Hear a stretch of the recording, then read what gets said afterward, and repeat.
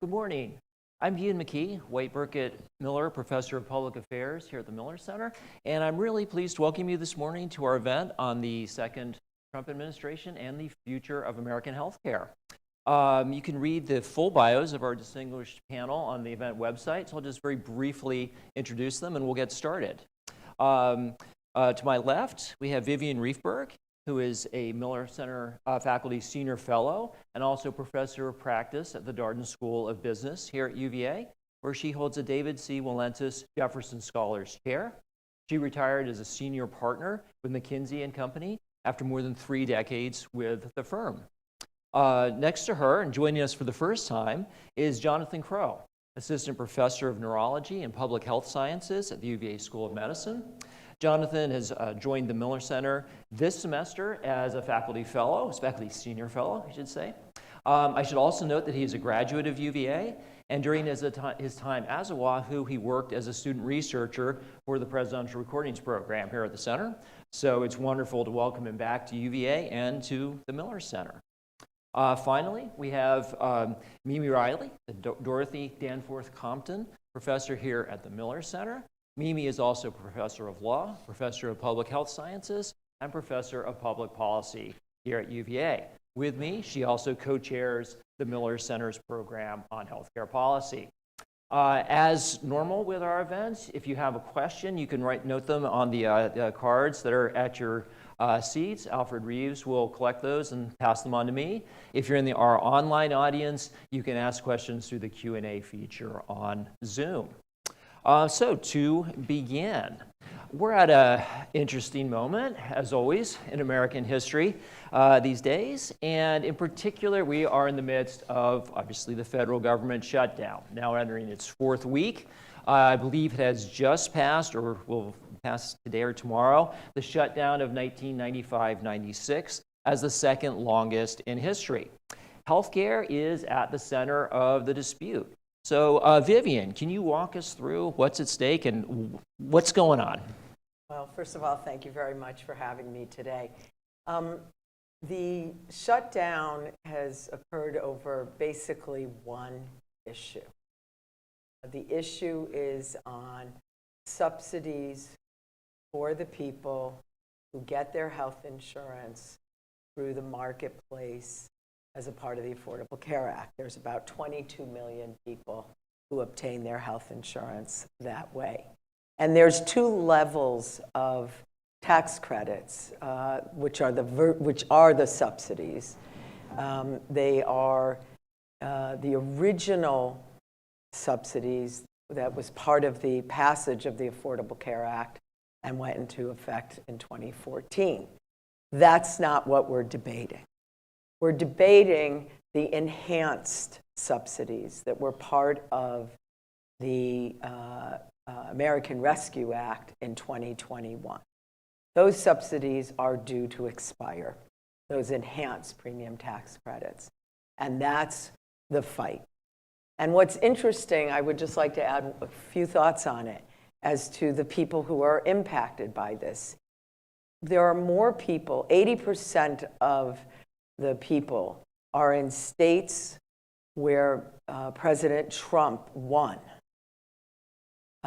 In fact, many of the people, many more of the people are in the 10 states where there was no Medicaid expansion.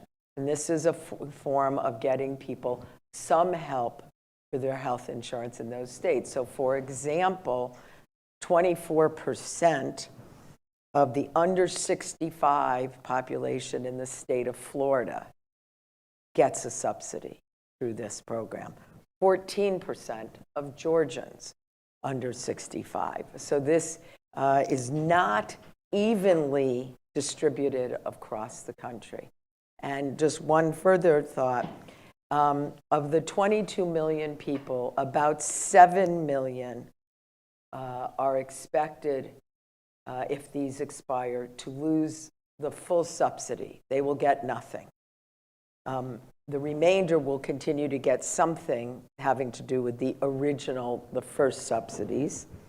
And of the 7 million who are expected to lose their subsidy, close to 5 million are expected to be uninsured. That is, they won't find another way to help their insurance. So for those people, this is a big deal, but it's a singular issue. It's a singular fight. There are not 22 other debates going on in Washington, D.C. right now over the shutdown. Thanks. That's a great summary, I think, of what's at stake in terms of the coverage and the healthcare issues. Maybe, Mayor Jonathan, we're a year out from the midterms. Do we have any sense of how the politics of this is playing out, or is it just too early to tell? So we're seeing some pieces that are giving us some signals. So a couple things.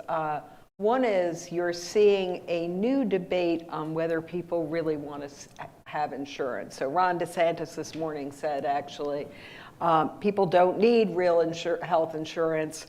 If they're under 50, all they need is catastrophic insurance. And so that's an attempt to bring it back to the debate we had before Obamacare, actually. What I'm also seeing, though, is people like Josh Hawley, so Missouri, Tom Tillis, who's not running again, and that does matter, in North Carolina. And Medicaid actually was a crucial political issue in the last election in North Carolina. And then Marjorie Taylor Greene, actually all saying they're with the Democrats on this piece. They want to extend the subsidies. And the question is, are they bellwethers? Is that an indication of some fracture in the bloc? I'm not sure it is. I think we're playing chicken. Mimi just alluded to the Medicaid stakes and the bigger picture here. That, of course, refers to changes made in the budget reconciliation, or one big, beautiful bill, I guess was, maybe that, I've lost track of the naming on it, but that passed this summer. That's the federal state program, Medicaid, of course, that provides healthcare coverage for lower-income Americans. Jonathan, can you expand a little bit on what's happening with Medicaid and what it means for the larger healthcare system? Sure, yeah, and thanks so much again for the opportunity to be here, and great to be back at the Miller Center in a different role this time, but as always, I had a special place in my heart, so it's been wonderful to be back here with you all. I think the largest change that we saw in response to the One Big Beautiful Bill Act with respect to Medicaid is the institution of a new community engagement requirement or a work requirement. And this is really a fundamental piece that was added in terms of the overall Medicaid program, in terms of where people would need, kind of activities people would need to do in order to actually be eligible to receive Medicaid.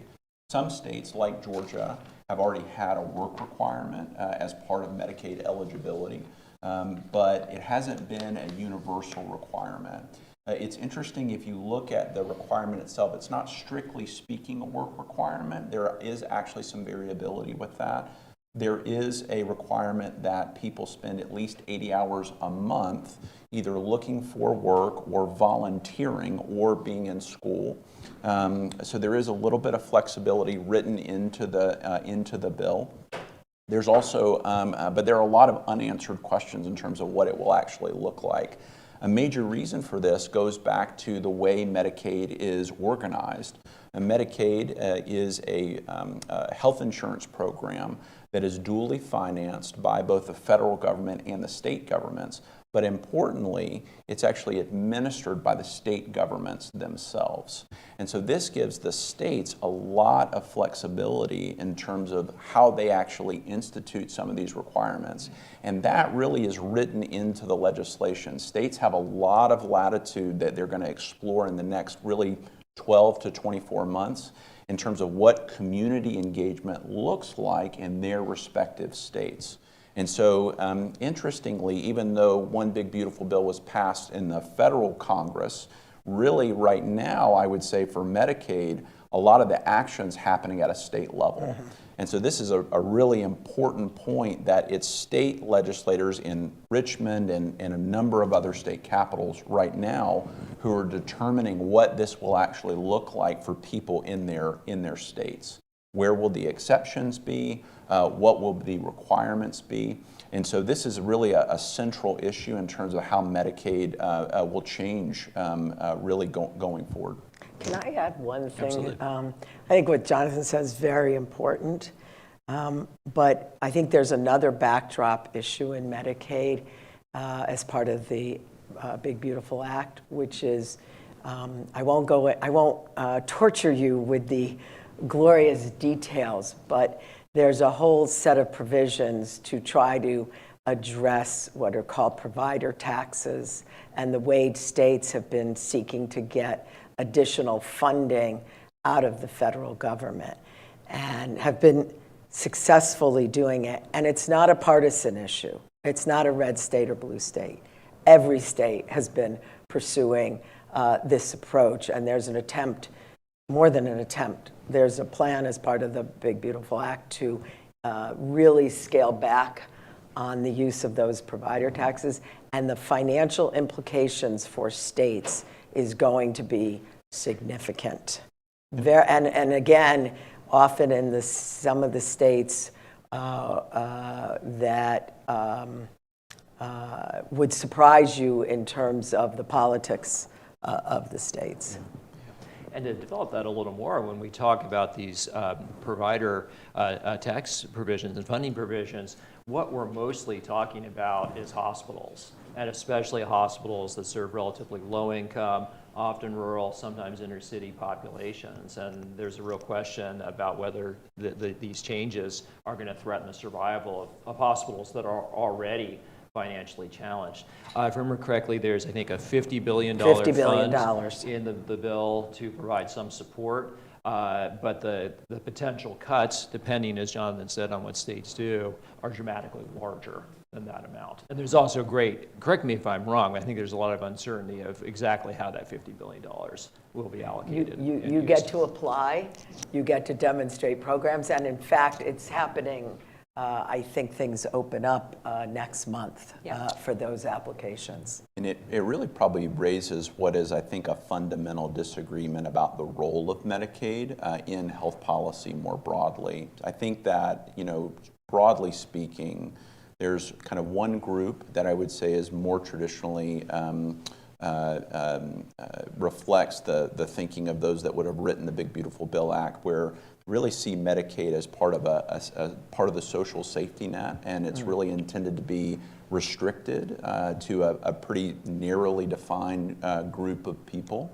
And then I think there's a different view that I would say, in my opinion, reflects a little bit more of the ACA style thinking or other thinking, where Medicaid is a valid way for not only states to generate revenue for themselves, but also a valid way and an important way to expand health insurance coverage more broadly.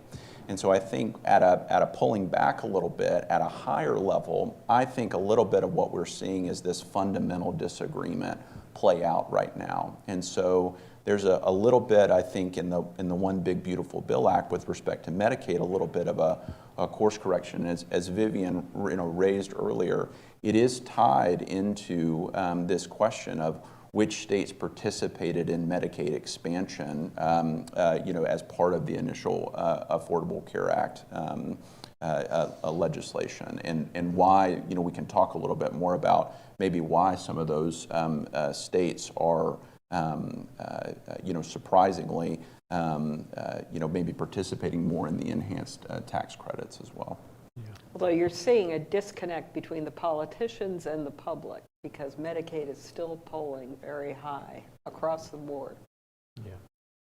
There's another deep historical resonance to this debate, particularly when we talk about work requirements. The question of who gets social assistance, whether they are worthy or unworthy, is kind of the oldest and most fundamental question of American social policy. And you can trace this distinction way, way back to things like the poorhouses and the workhouses of the early 19th century, where you would have people, even elderly people, being expected to work simply to get any kind of a roof over their head. And the question of whether they deserve that public aid or not. This is, at some level, even with all the debates we had over welfare in the late 20th century. I don't know that we've actually answered this question of worthy, unworthy, if that's even a distinction that has validity. But again, this I think goes way, way back. So healthcare finance obviously is not the only area where we've seen major shifts in policy. As Secretary of Health and Human Services, Robert F. Kennedy Jr. has emerged as one of the most influential members of the second Trump administration, I think a little bit unexpectedly, perhaps. There's no area that's seen more upheaval than public health generally, and specifically vaccine policy. Mimi, you've done a lot of work in this broad area. What are your observations of what's happening here? So I think the operative word is confusion. First thing, it's worth recognizing that vaccine skepticism is as old as the Republic. There's something, particularly with humans, where they don't like the notion of taking a vaccine for something to prevent a disease rather than curative things are okay, but prevention in this way is scary and subject to conspiracy. And RFK ran on it, and he ran successfully on it. And he was able to attract both the far left and parts of the Maha right. And for now, there has been no interest in the Trump administration in the sense of reining RFK in. They have essentially given him his head. Now let's try and see how that's playing out in terms of what's going on with vaccines. So there are a number of advisory committees that advise the administration through either FDA or through CDC, and there's an overlapping authority between FDA and CDC. And the first focus was those advisory committees. First of all, none of them have been meeting with any regularity. And then perhaps the most important one that has been in the news is ACIP.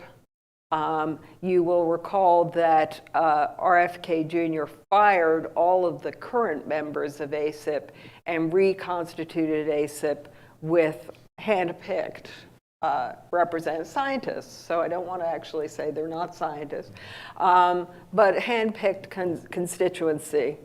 And frankly, it was, for someone who does policy, it was kind of fun watching those committee meetings because it was a lesson in institutions and how hard it is to redo an institution. They didn't fully know what they were doing. Having said that, what we've ended up with is ACIP having on COVID vaccines recommendations that are different than FDA's. FDA, for example, has limited so-called approval to the over 65 and people with other health conditions. Whereas ACIP is for anyone over 18 and over, and obviously people with health conditions, but specifically taking out children and also pregnant women. Interestingly, pregnant women were recognized during the COVID pandemic as a particularly vulnerable group. So that's very controversial, that piece there. Then we're seeing issues coming with these advisory committees in terms of the children's vaccines and what the scheduling should be.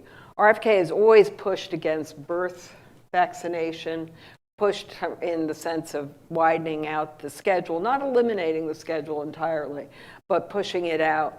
And then we're seeing, in response to that, a lot of action in the states. I think there have been more than 100 bills in the states that actually focus on vaccines. And that's breeding confusion because you're actually seeing, for example, Florida, which eliminated the mandate for childhood vaccines entirely, that has been confused by a huge number of people in the population as saying you can't get childhood vaccines. And so that's having an effect. And then there are also different coalitions that are trying to respond to that in mostly blue, but not all blue. They're interesting coalitions so that there are now state mandates that are aligned that are completely separate from the federal system. And it is actually, healthcare has traditionally been a state issue, and we're having more and more action pushing things into the state. To the point about the states, I mean, Vivian, aren't there actually groups of Democratic governors that are now forming regional compacts? Yeah. If I can first add one point on the vaccine front, there's also something called, in the nonprofit world that got created, called the Vaccine Integrity Project. And that, funded primarily by the Alumbra Foundation of Christy Walton, to, in effect, reconstitute ACIP, but external to the government, and then have these folks provide information sharing, input. They're not ACIP, but they are fundamentally trying to replicate what had been kind of replaced. So it will be interesting to see how that plays out. But in the states, just so people appreciate, governors from 15 lead states formed, basically a compact. They're going to share data, coordinate public health messaging, pool resources for emergencies such as, vaccine procurement.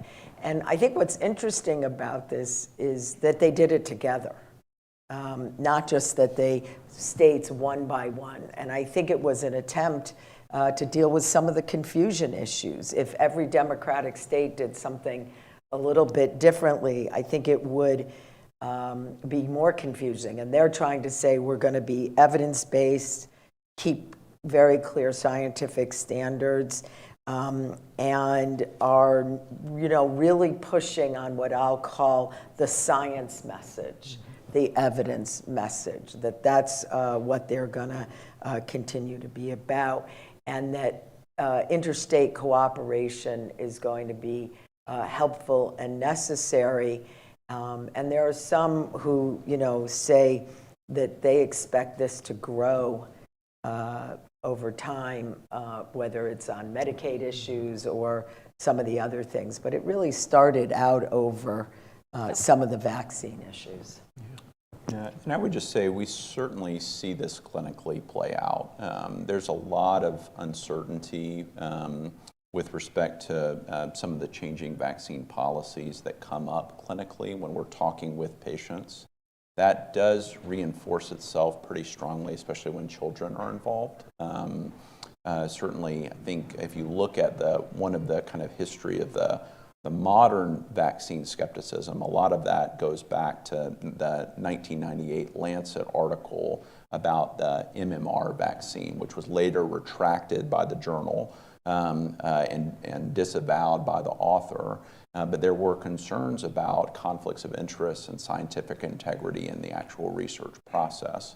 If you look at a lot of the fundamental disagreement right now, a lot of it is a desire on the part of the current, some of the current federal policymakers to revisit the actual data itself and to actually look back into the data. I think that's where having different groups that are banded together that are sharing data is actually going to be really powerful potentially, because what we will see is potentially competing sets of data streams and competing interpretations of that as well. So it really is it's certainly a very active issue, and I think it's related to this broader trend in declining social trust for institutions in particular, and healthcare has not been immune to that. You look at the numbers; they're pretty clear that the level of social trust in both hospitals and pharmacies has been declining over the last several number of years. There was recent data released by the Kaiser Family Foundation that says that both groups are now polling right around 80%, and those numbers have both gone down. And so I think that the uncertainty combined with this kind of broader decline in social trust, combined with a lot of the heartache and hardship that came out of the COVID-19 pandemic, we're certainly seeing that clinically. Let me add one thing where I'm confused, and that Only is one thing. So the ACIP decisions matter because insurance payment is tied to it. And so they're frankly, we all got lots of questions from reporters saying, what's going to happen? Are insurers going to stop covering vaccines? And I would have to say, I really don't know. What I have seen is right now, insurance companies have decided they are covering vaccines. Right. The real question is the durability of that. Right. And at what point that stops. Right now, many of them would have a free ride not to. Right. They have collectively also, again, another example of collective action. They have collectively as a group or through their association said some of these things, but any one of them could pull out over this or over something else. When we talk about scientific evidence or scientific authority, that of course is ultimately based on the research process, and that research process has to be funded somehow. Mimi, you've done a lot of work at NIH and some other parts of the federal research apparatus. Can you explain some of the changes that have happened in that area and their implications? And one of the points I should say is I don't know that the changes have actually taken place because who the hell knows right now. I'd even forgotten some of this. A lot of this happened during the first Trump administration. There was a push by the Trump administration to significantly reduce funding for NIH and NSF, the National Science Foundation and the National Institutes of Health. And there was bipartisan pushback at the time. And that is what happens all the time, incidentally, for decades. In fact, every time there was a limitation on health reform, often you'd see NIH funding go up. And to some degree, I expected that to happen again this time. And it may yet. We should remember we don't have a budget. We don't know what's going to happen. But if we look at what projections are, and what I am seeing is a lack of bipartisan support, the current projections are to take NIH from $47 billion down to $27 billion. NSF even further. So NIH, it's about a 40% reduction. And then we have NSF, something like 55% reduction. And as we look at those, there are also additions. There have been cuts to specific programs. There is an effort to disband the Institute for Minority Health and disband the Institute for Nursing, as well as other cuts across the board. I, for example, was on an advisory committee. That advisory committee, which was directly to the director on emerging biotechnology, has been disbanded. And from what I've heard from colleagues, that's going across the board. I'll say, putting my democracy and capitalism leadership hat on, I would have viewed, or I do view, the NIH as probably the most successful example of industrial policy in the world. Because of a plan, Vannevar Bush in 1948, a framework for the future. And it was every bit as important, if not more, as the Marshall Plan. And because of that, the US has been a leader in science since 1948. And that could go in a blink of an eye. Europe is not competing with us, nowhere else in Africa, obviously, and South America, but China is. And we're even seeing brain drain first to Europe, but even brain drain of American scientists into Asia. And we'll see how that plays out. A follow-up, and to that point, and thinking back to Vannevar Bush, these are obviously massively successful institutions at one level, but they are also 3/4 of a century old. Yep. And there were a lot of critics over the last decade of NIH and of NSF. So where does the balance lie between finding ways to reform them in necessary ways and simply defending the status quo? Or is this just not, where we're at the moment? Yeah, so I could start, and I'll be interested in what my colleagues have to say. I was, for example, a pretty fierce critic at some aspects of peer review. It tended to create a groupthink, and also we saw this, for example, with a lot of dementia research, where we were wedded to certain ideas and we only funded those. And those are really significant issues. But I don't think you kill the patient in order to cure it. And so that's where my concerns come in. So in a prior life, I did a lot of work in the public sector, with the public sector, at both the federal and state level, before I came to the University of Virginia and to Darden. And I would say to you, there's no doubt that enhancements, changes, modifications are always needed in any institution of significance should continue to evolve and enhance and take advantage of change. And perhaps that wasn't taking place, not perhaps, I don't think it was taking place at the speed and at the rate and at the level needed. Having said that, you know, can you imagine a CEO of a major corporation anywhere in the world unless they own the corporation, going about the method of change in a disorderly fashion and not having things break? And I think I would have liked to seen a much more thoughtful and orderly approach to some of these things. Number one, I think that's very, very important, and to have clarity on, you know, the prioritization and what, you know, one of the Hippocratic Oath, first do no harm, you know, figuring out what you do need to preserve in order to make something work. I think that would have been and continues to be necessary and useful here. But, you know, some changes needed. I had the pleasure, as part of the Jefferson Foundation's Shadwell series during COVID at this university, I had the pleasure of interviewing the former head of the NIH, Francis Collins.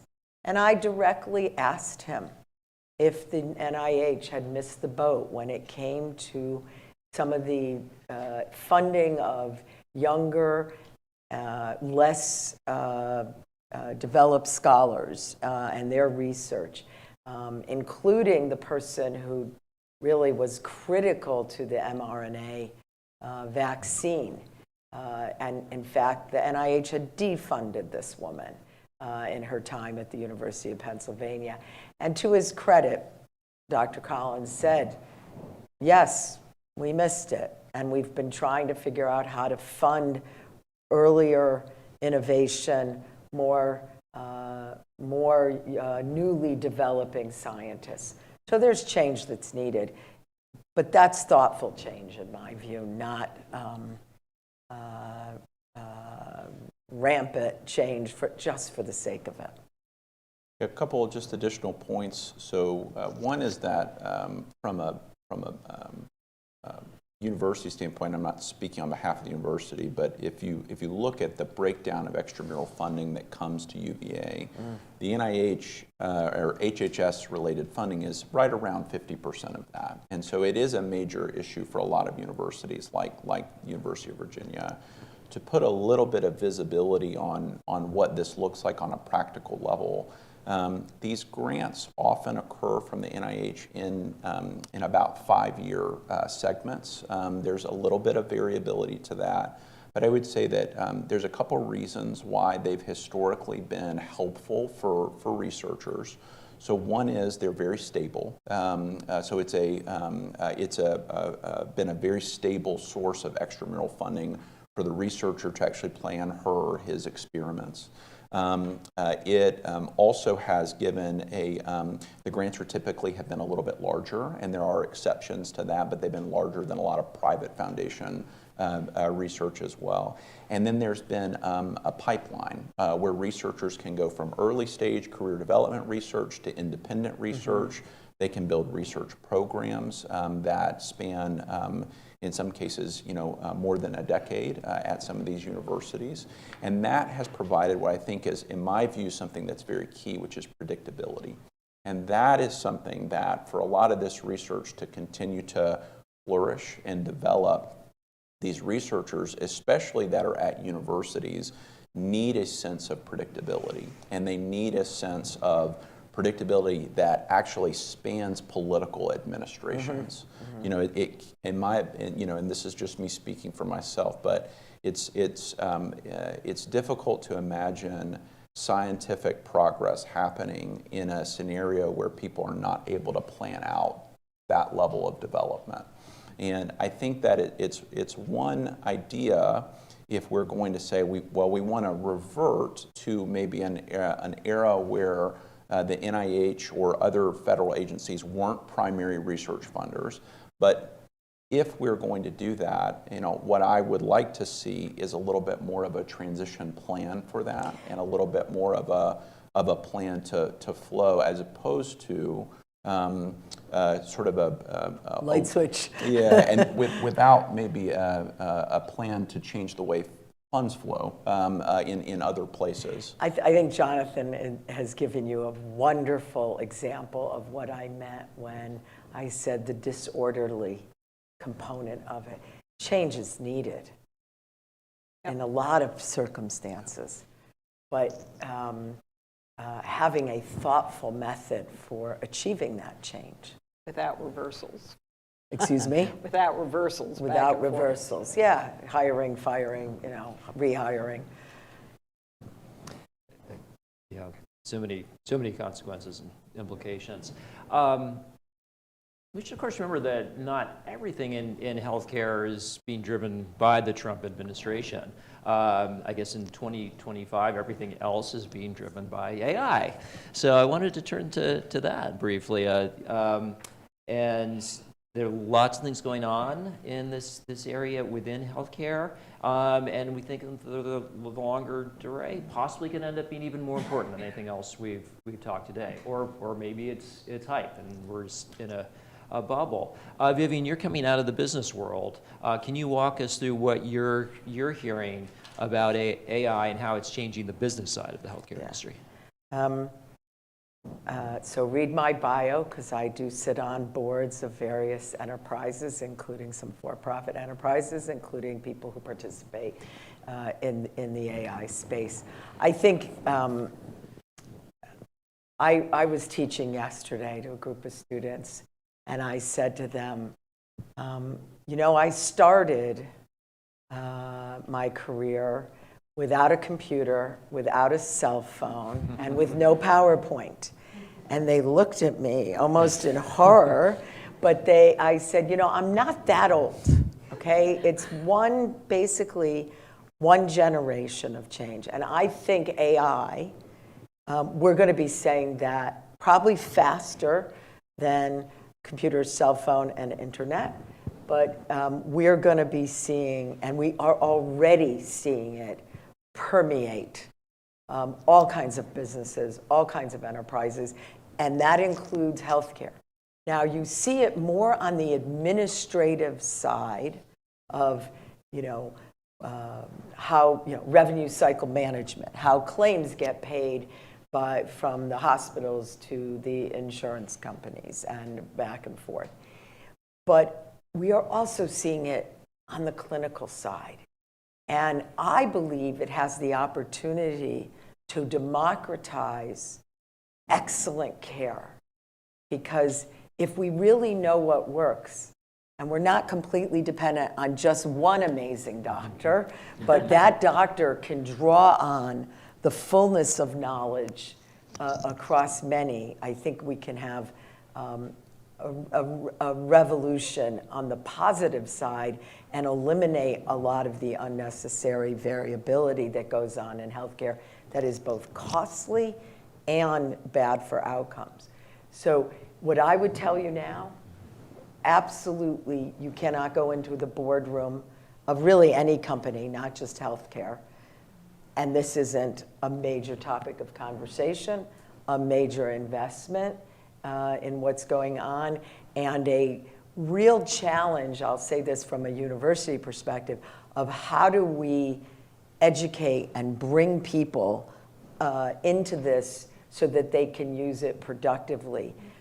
Over at Darden, in just a couple-year period, we've gone from wringing our hands and wondering if students are going to use it for their exams to saying, of course they're going to use it, and we need to embrace it and figure out how best to make it happen. Jonathan, you're actually on the clinical side. What are you seeing in terms of AI? Yeah, so Vivian's an optimist. I love that. I am. About AI. I'm optimistic, but a little more cautious. So this is, I use AI in my clinical workflow. So it's, and I treat patients at University of Virginia.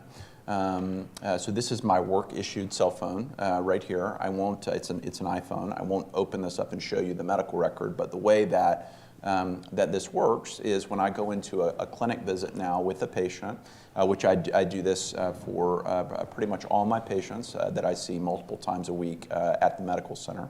I will, there is now a Microsoft, and that's not an endorsement, but that is who's making the product. There's a product embedded in our medical record that listens to the conversation that I have with patients, and in so doing, it creates a transcript where it actually gives it to me at the conclusion of the visit once I enter in the appropriate prompt into the note, and that turns into what I edit to do the note, ideally a little bit more quickly than if I were just doing this all on my own. So if we were in a different venue, we'd call this an ambient listening device, which is a little bit different than AI to automate certain functions on the operational side.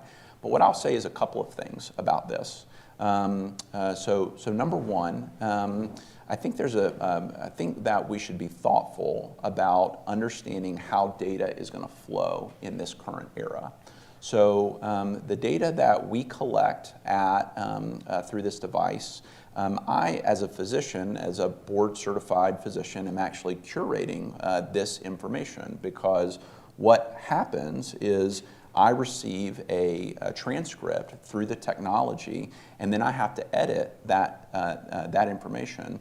What I'll just tell you in all honesty is that the technology gets a lot that's wrong, okay? It will misidentify people's conditions, it misidentifies their gender, it misidentifies the timeline of when things happen, and these are clinically very relevant issues. So this is not minor issues.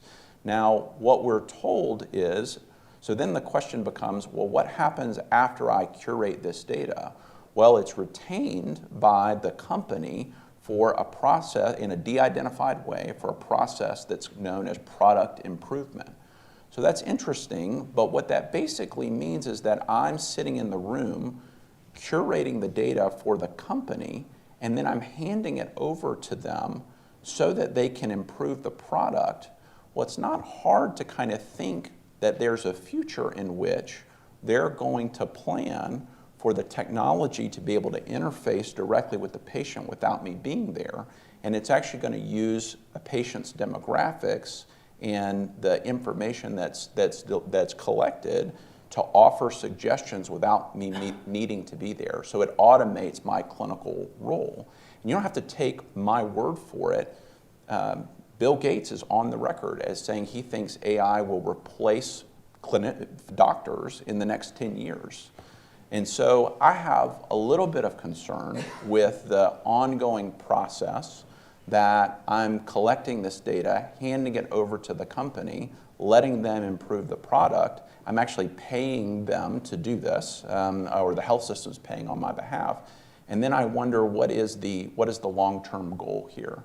I do have some concerns about some of the data practices, just to be honest. I think what I have probably observed in the social media era is some of the way that information flows has left me a little skeptical of handing over more personalized information that can be monetized. I'll just kind of say that's a personal view of mine. So I have some concerns with where we are now. I do think that where there is a role is to offer AI, whether it's a large language model or machine learning, to help predict future diseases, and I think that is a real opportunity.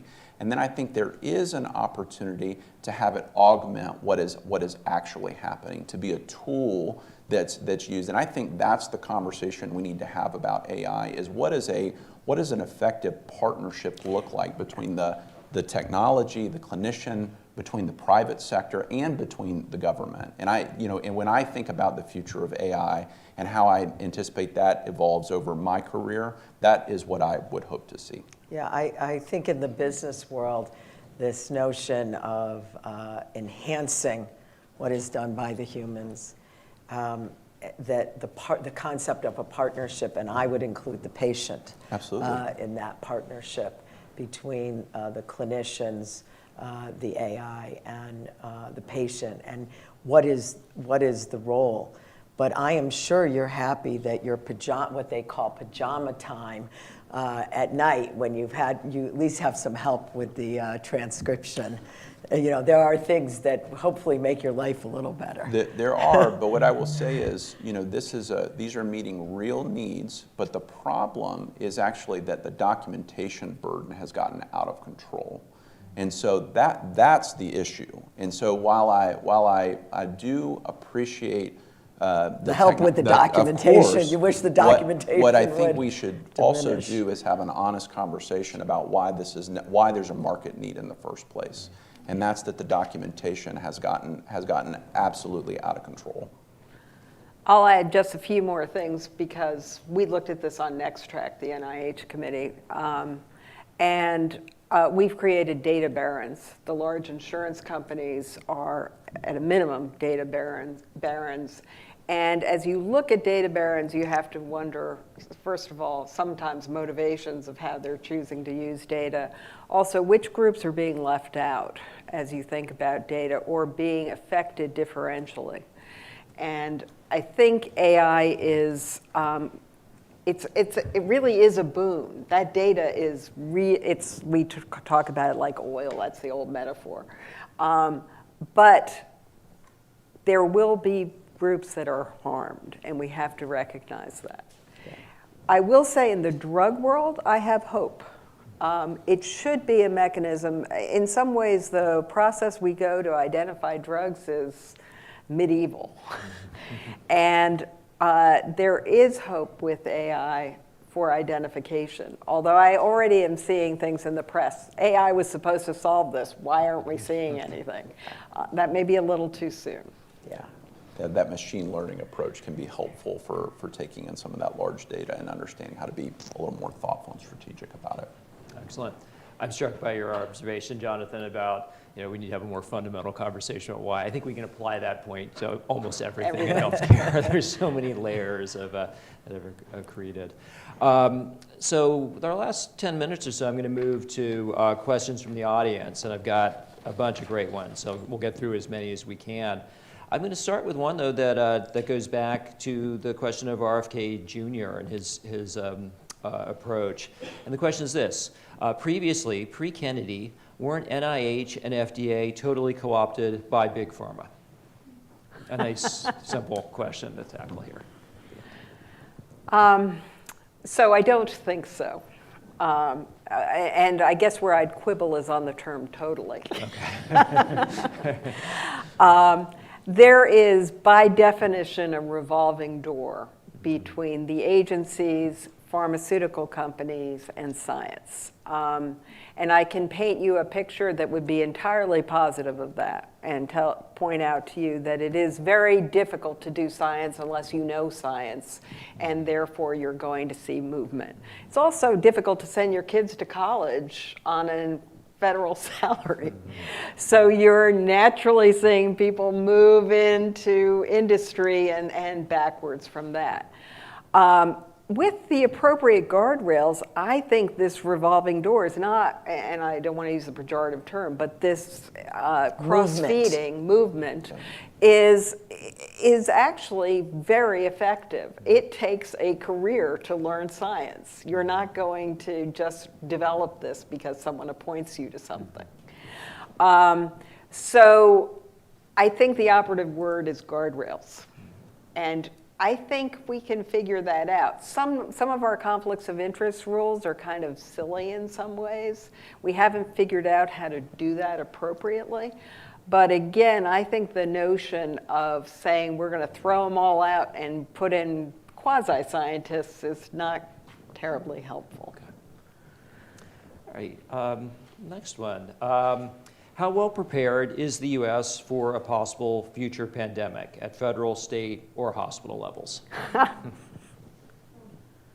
guys are going for the big ones here. It's great. I'll take a business person's lens on this. If any of you have read about the Spanish flu, I think it was National Geographic did a really wonderful piece on what happened and how actually the first wave of the Spanish flu was not as deadly as the second wave, and the second wave being what we really remember. And in part, once you've been through something like this, you want to stop thinking about it. It's terrible, and you want to get on with life, and you don't always document and learn the lessons from it.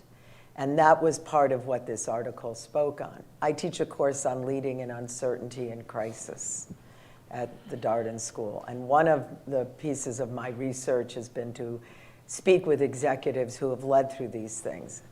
And one of the things they say over and over again is, and Erica James, who was the dean at Darden and is now at Wharton, has written about this as well.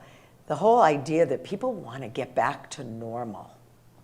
And they don't want to dwell on the difficulties. And sometimes they get back to normal too soon.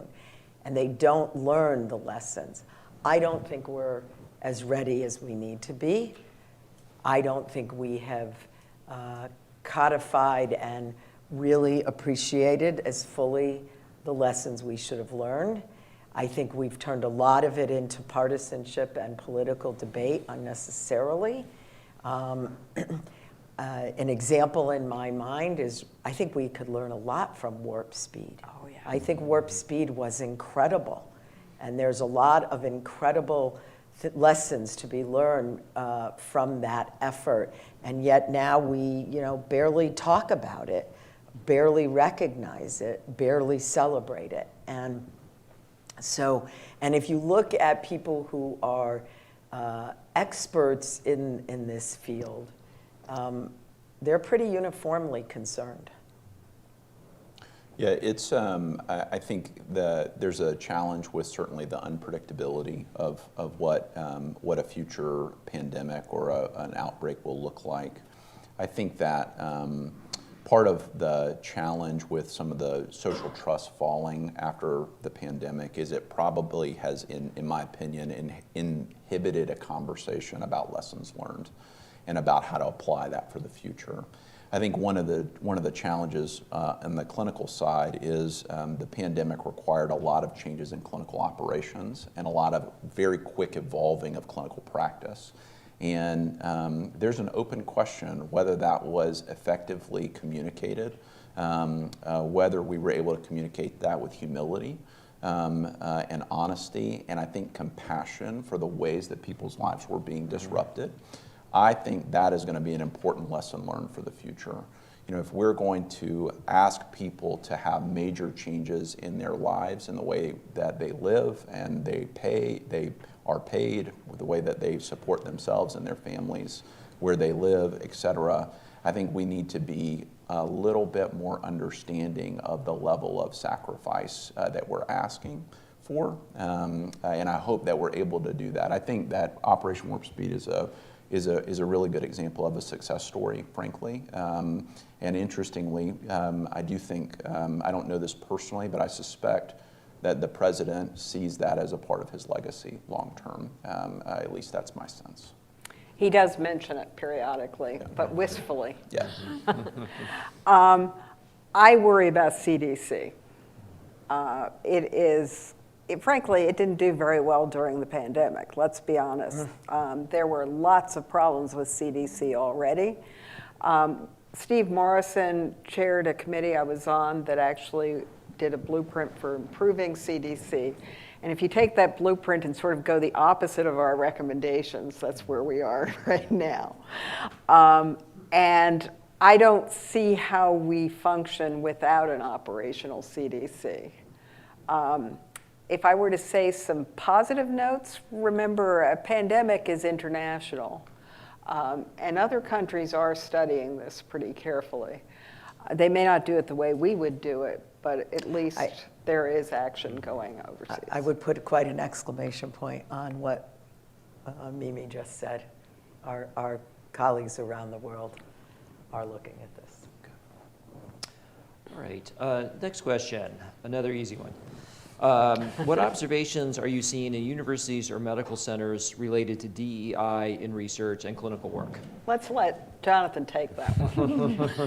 Being at a university and medical center. Yeah. What observations am I seeing? I think a couple of things. There has been a shift. I think that to be honest, I had multiple colleagues have research grants that were either temporarily revoked or were put under scrutiny because of language that was DEI focused with respect to that. We have seen restructuring, at least in some of the medical school roles, with respect to that as well. So I do think that the landscape has changed with respect to DEI.